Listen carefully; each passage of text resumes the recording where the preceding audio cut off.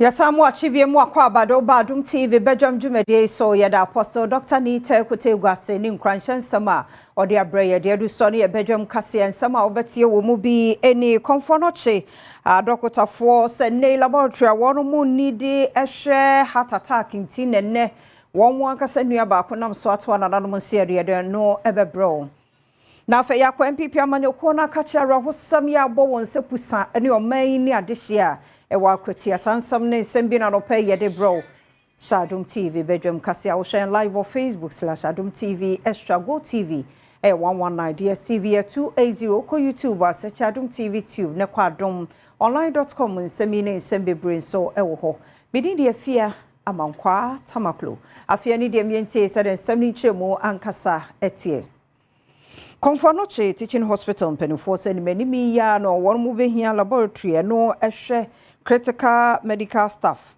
ene heart attack ho ensem na otwe wie ntem na beto dwase won mo ankasa won mo dehia won mo woje afoforo nkwa efri heart attack ho no ne ebi a kire na ye no hwe nye ye ne wato nananom ensiedo consultants accompanied him to the airport, and then one specialist and two critical care nurses accompanied him on the flight to Accra. We were in constant touch from takeoff to touchdown. So when they got to Accra, we were told, they've arrived safely and he was okay. So they transferred him. Arrangements again were made to send him to UGMC, University of Ghana Medical Center. They also have a cardiac cath lab. We got the unfortunate news later. So it's devastating. Dr. Kwame Edu Ofuriye ne wahwe no kwano na waye emergency physician ewo Konfonoche Teaching Hospital na mpanifo kire se emre santini omde ato abanum sanka be ya onsi cath lab emfa ema wo mapomdin adwumadie no nanso panifo bu masum nua akofa sa wo ye nei ede aba. We have two, the monoplanar, biplanar. These are technical terms. The best one is the biplanar, is able to do everything, and it costs between 1.2 to 1.5 million dollars. The ministry is working on it. NHIA boss Dr. Victor Vampo and the team are working on it. In fact, this morning they are having a meeting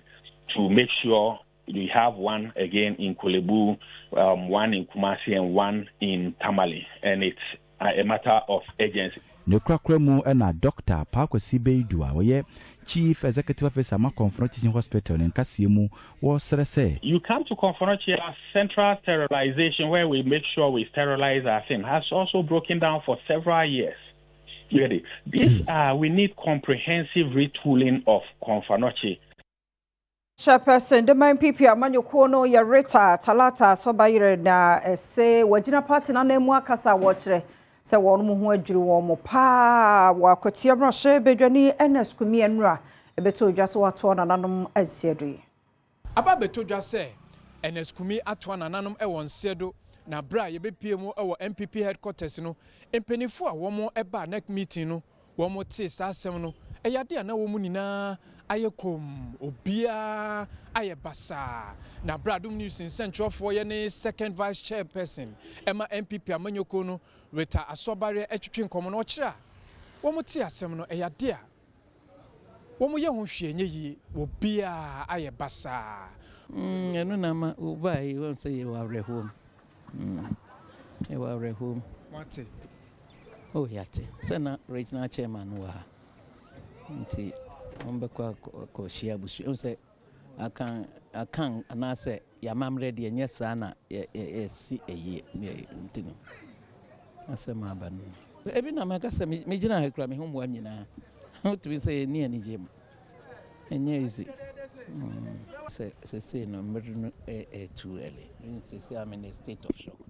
Akwatia DCE set ofosu bring crying na enei wono ede nsamefa Ernest Kumi ene wato nananom nsiadui etudwa wochre se na wotwe wie ye ntemu no mo wato ye mantemu nti Kwasia da no wo mu tete ya onya akọ free ne yire hosa ne kunu ehu fa no wo so obedru ho wonu ho no na chese wato nananom nsiado de tudwa e wo tete sorry na chema ba ko Western region no so open assessment wa man wifi ye diane amane yembe di ansane yakọ tena ho bon komo around 2 o'clock near see yakọ because ye Akwatia ani esi If you bedroom Winnie by Johnson, I am a catcher and a Sunni movie. What's here and there back a year presentation be law school. From a Winnie by Johnson to Aquatiano, you best spend the 2 hours. If you know, you better pop, maybe I could drop Aquatia 7. Near be free one 8. Near Baquatia, a samba back to Accra, over bread.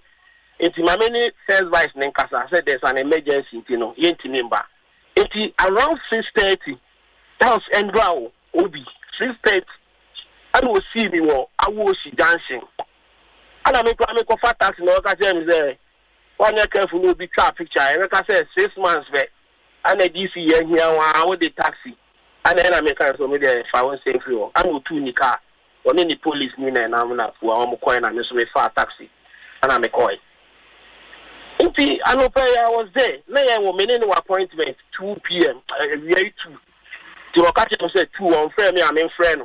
And I'm Ernest Kumi wono abade hye wa Akwatia pusa wo poya mantamu chose won mu hunu nia won mo ye won to won ho asese ye no kre ana asenya no kre nra ebeto odwa wo ho no sei no nso te no fire samne ye ti ye no sir me me ya choba until anapa 11 am by edo awia 12 o'clock ana say aba you phone she say ayewu onabu ya wa na say wona mse da be ha ne kula ebi ano ya le no okoko ma nti obi a enye dede be 12:30 mo ana mi bididwa ti bidu ko na ma mi bi ye ko na mi ko bi sa na ade otiem pepe no si ye wu o ya nchi ye wu na mi sia da wo say ya ona bu awu ana sewu na mi si o si do ya le o si it's a 12 one the one na ahwe aye na party afa ba na ma mu fie eni pe buo ni ma me omu kai omu se na sewu ti ye ye tiri hu die ye ko wona abo ene ya me kasai Ghana Army na se wo mo boban wo Jubilee House na we etoso aye 44th change guard won mo aye maimu emunsam eni Yedemokopemu ewo Jubilee House ababe todwa se sisi abambofo a womo ebeye adwuma ewo ho no eye Ghana Army emere bi etwemu no na Ghana Navy ene Air Force na womo eye adwuma ewo ho ana sisi asojafo yi enso ababe toaso omampani John Dramani Mahama ene empenifo awodo a womo Jubilee House na womo ewo ho abra womo eye handing over ceremony no enhihye eyade a womo de gu akwam sene modern bo asojafo ebo edebo oman Ghana ho ban ewo akwan hodo ni naso no womo bekoso a atoaso bosume miensa eda yenim no womo ebesan ayensesan na abambofo foforo nso akoho akoye adwuma ewo ho Yento akasiano eso na yenko second vice chairperson MPP amanyokom Rita Talata Sobayire se ene party ni nyintum ewo electoral commission some on dia basa wasable kuma north polling stations ahudodu nkunu bi ohono mu a wono sato abano ebiem tiye adwum de 3 polling stations ni nim say outstanding and for easy be catch let's say enko for rerun na there na say omuni ende ni ye nti ya file wo court ye twen and by Friday no outcome no ye be hu but ye gina bia no say a free year and ye MP elect for Ablekumanov the next meeting NPO yes senya de amobe rerun. Rerun for what? The EC did not call for a rerun. He called for security to collate and declare. Brofo kind no. Until we collate here, you know, declare. And any rerun a boy bra. Until you know your interpretation of rerun and collation and declare. Till here the Namakano, Ablekumanov there, who share 281 pink sheets a one in with one. We won the elections on the 7th of December. Na ntiasi anya adwuma ne atwea de abedru sesebre. Nti ya file eyi court nti ya twen na mrepam no. Meeting at the Prince Owusu Esiedu, Adom News. So na Center for Democratic Development the report bi aba kire sankronkro bi fa enwuma hodo so pe ahode ama wo mo ho sense wo mo beye de aboa won mo adehye ensemi wo apa ho ntoma akase no edebe CDD Ghana ene apa won mo democracy capture index report ho ntoma we eba behwe enema bia atosini ewo Ghana kabima menkebi amamu a yedi dwuma no emu na wasajumedi na sena democracy and development fellow CDD Ghana Dr. John Osai Kopon to just say into hwesa report na wonhu say institutions are wa say boama democracy ye adwuma no nkofo binum hyeachia omode those institutions normal among as opposed to omode be normal general citizens na ha adwen enti no me de ohwe de nia ye hu so far na oman bi ti say Ghana no see start busa ye hu say den say ye na you making sure say sad democratic institutions ebe ye adwuma ma Ghana fo nyina enra so abebeto dwa se ka bi ya wo free trotro free circle eno so alajo interchange no so akutwi afafa cars so bi no pra e hon so de ekoso eni. I was in the car, I was sitting beside the mate. All I heard was, I think the driver was going a bit speed and that caused the accident. After, for him, he said the brake caused something, so that's why it caused the accident. All we heard was Jesus from the driver, and the passengers too also were shouting. That is all happening, I could say. Thank you. So in all, how many cars were involved in the accident?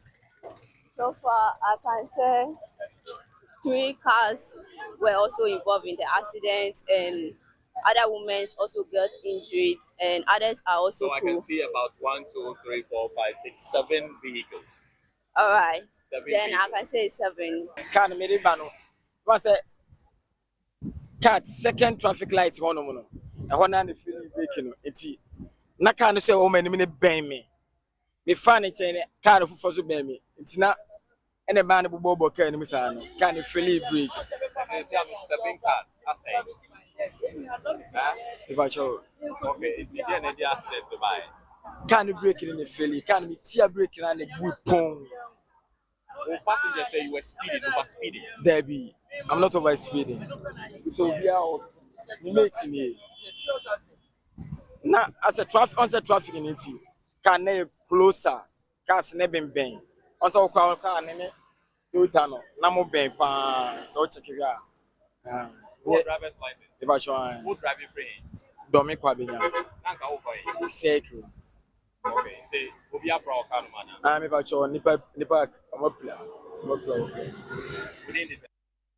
Ento so na beto dwa se ene nu bone enum ene social media ne ma hodo bi ekoso no ya mfe ye nansi ho ne entu ho no mo ebese ye mama ayo no ye nda che ma ayo ne maguno no na adoso ne tichu wo senior high schools mo we na aka ho bi matema customs ladies wonde won ho agimo bi so mbebo nto abo aye ncheche e de ama maguno no sebe ya wombeche won ho afri nu bone num ene niam bi ensem fata wodana di social media so everything is possible for them, but then they need to dream big and then work towards it. Omadisia say social media nema bebre aba ene enruboni aba nti etu omufo efa sa nema ni nyina ho say sisemre omo school ye de omo fa omadisia ene omo homa enye namfo.